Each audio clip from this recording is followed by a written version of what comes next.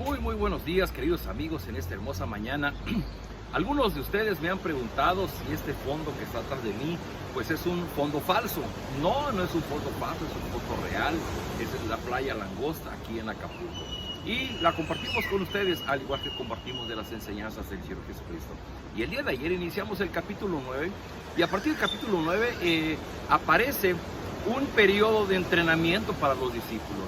Y lo primero que Jesús hizo fue enviarlos, dándoles toda autoridad para enseñar, para sanar, para echar fuera a los espíritus inmundos. Y después, cuando ellos regresan, pues se encuentran con un evento sin igual, un evento donde ellos, Jesús les dice, pues den ustedes de comer a más de 5,000 hombres con sus mujeres y sus niños. Y el día de hoy voy a leer para ustedes en el capítulo 9, versículo 18 en adelante, y dice así: en una ocasión Jesús estaba orando solo y sus discípulos llegaron al lugar donde él estaba. Jesús les preguntó: ¿qué dice la gente acerca de mí? Los discípulos contestaron: algunos dicen que eres Juan el Bautista, otros dicen que eres el profeta Elías, otros dicen que eres alguno de los profetas antiguos que ha resucitado. Lo primero que quiero señalar es que Lucas es uno de los evangelistas, de los escritores de los evangelios, que mucho resalta que Jesús oraba. Empieza diciendo: Jesús estaba orando solo. Amigos, amigas, tenemos que aprender de Jesús, que no perdía la ocasión, y en cualquier momento, en cualquier circunstancia, él buscaba un rinconcito donde estar solo para hablar con su Padre. Y dice que, bueno, estando con sus discípulos, Jesús quiso preguntar a sus discípulos: ¿qué dice la gente de mí?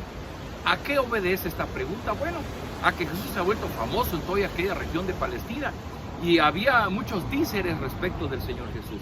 Y como siempre pasa, el teléfono descompuesto, había algunas personas que habían estado de cerca, había otros que estaban un poco más de lejos, y había otros que solamente habían escuchado de él. Y la pregunta de Jesús es: bueno, ¿qué dice la gente de mí? Y los discípulos le dan rápidamente un resumen. Él dice: pues algunos creen que eres Juan el Bautista, que ha resucitado, y otros no, pues creen que eres Elías, que también ha resucitado. Porque veían en Jesús ese poder especial para obrar las cosas que estaba haciendo, y decían: pues esto no es un hombre común, seguramente esta es obra de una persona que ha resucitado y ha venido con poderes especiales. Pero el interés de Jesús no estaba en las multitudes, el interés de Jesús estaba en sus discípulos. Decía al principio, Jesús ha iniciado un proceso de entrenamiento para sus discípulos, y en ese proceso de entrenamiento Jesús quiere asegurarse de qué creen sus discípulos respecto de él. Y le dice: bueno, ¿y ustedes qué opinan? ¿Quién soy yo? Y Pedro respondió: tú eres el Mesías que Dios envió. Pero Jesús les ordenó a todos que no le contaran a nadie que él era el Mesías. En Mateo, Jesús dice claramente, le dice a Pedro: esto que tú has dicho, Pedro, no te reveló carne ni sangre, sino mi Padre que está en los cielos. Dios usó a Pedro para que él pudiera revelar el nombre de Cristo. Esta palabra, el Mesías, el ungido, el Cristo, hace referencia a que Jesucristo era parte de un plan, del plan redentor que había sido anunciado desde el Antiguo Testamento, a través de todos los profetas. Y Jesús estaba viniendo ahora no de manera improvisada o sin ningún motivo en especial. Claro, él estaba viniendo con un propósito específico, que era cumplir la voluntad de su Padre en el plan redentor. Recuerde usted que en teología hemos aprendido que el Padre planea la salvación y el Hijo ejecuta el plan redentor. Y dice que las palabras de Pedro pues fueron muy puntuales, y Jesús le dice: pero esto no se lo digan a nadie, no le digan que yo soy el Mesías. ¿Por qué? Porque en aquel tiempo, en medio de los díceres que había, que Jesús era esto o era lo otro, había también el dicho de que Jesús podría ser el próximo libertador del pueblo judío frente al imperio romano.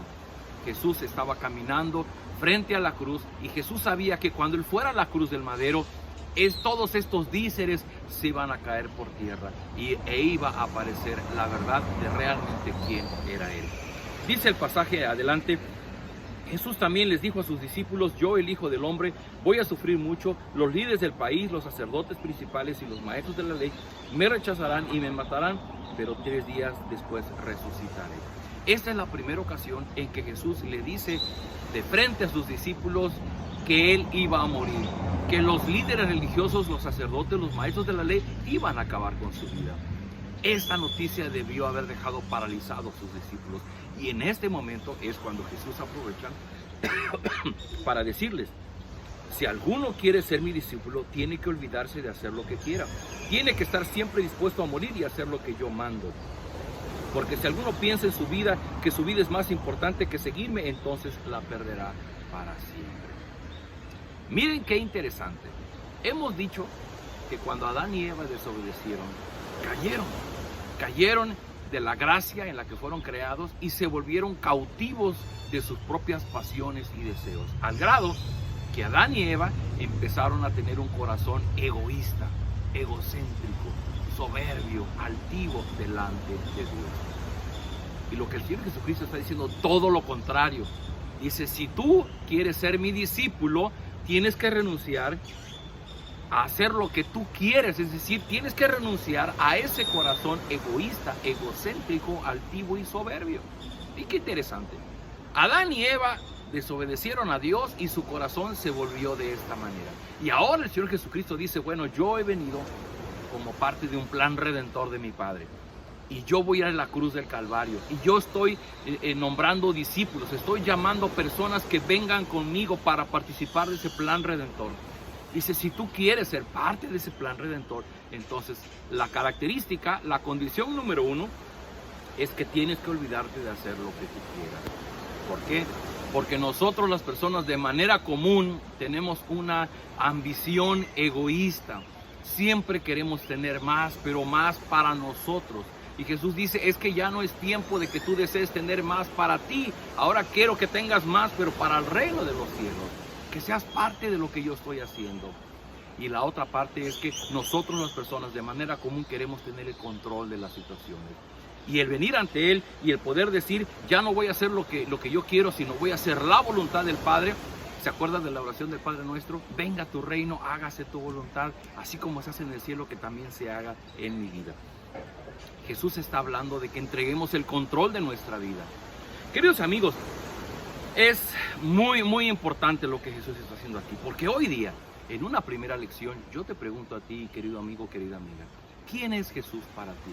¿Realmente tú has creído que Cristo fue el Mesías, el Dios encarnado como parte de un plan redentor? Porque si tú lo crees así, entonces va la segunda pregunta. ¿Tú ya eres un discípulo de Cristo? Y si eres un discípulo de Cristo, ¿has cumplido con esta condición que dice olvidarse de hacer lo que quiero? ¿Por qué? Porque dice que si alguno piensa que su vida es más importante que ser participantes de extender el reino de Dios, entonces dice: su vida al final la perderá para siempre. Pero el que prefiera seguirme y elija morir por mí, ese se salvará.